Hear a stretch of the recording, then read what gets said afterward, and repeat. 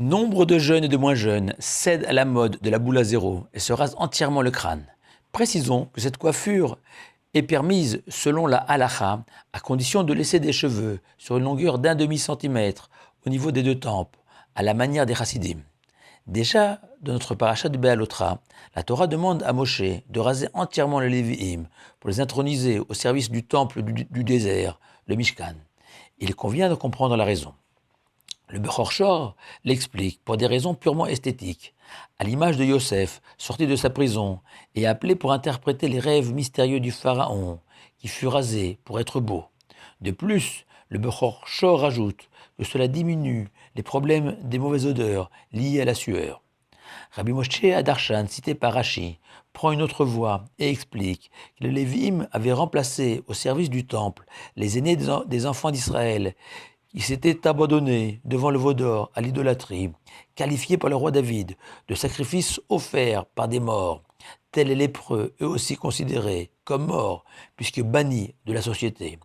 Dès lors, de la même manière que la Torah impose aux lépreux de se raser pour se purifier, ainsi les Lévi'im, rachetant la faute des aînés idolâtres, ont dû se raser. Il est intéressant de noter que le Rambam enseigne qu'un homme impur, suite à un contact avec un mort, devait se raser à la fin de la période de ses 7 jours d'impureté.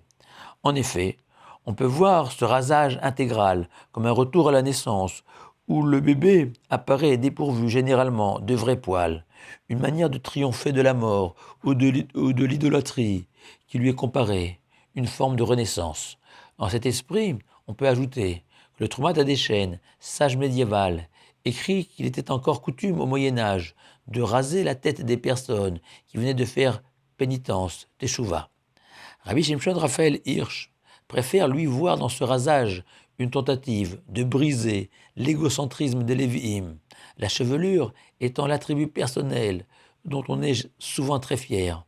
Au moment où les Lévi'im rentrent dans le service public au temple, on leur demande de s'ouvrir à l'autre et de s'oublier un peu.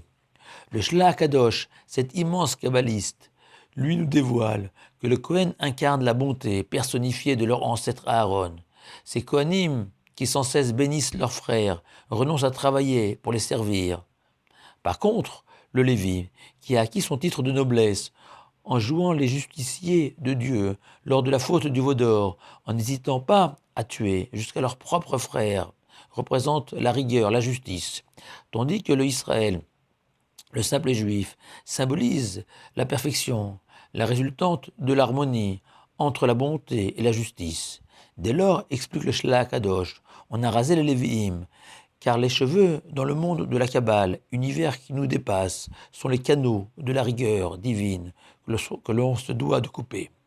Enfin, Rabbi Levi Yitzhak de Berditchov nous entraîne sur les sentiers de la chassidoute et explique que le cheveu représente la matérialité du corps humain, enveloppe de l'âme.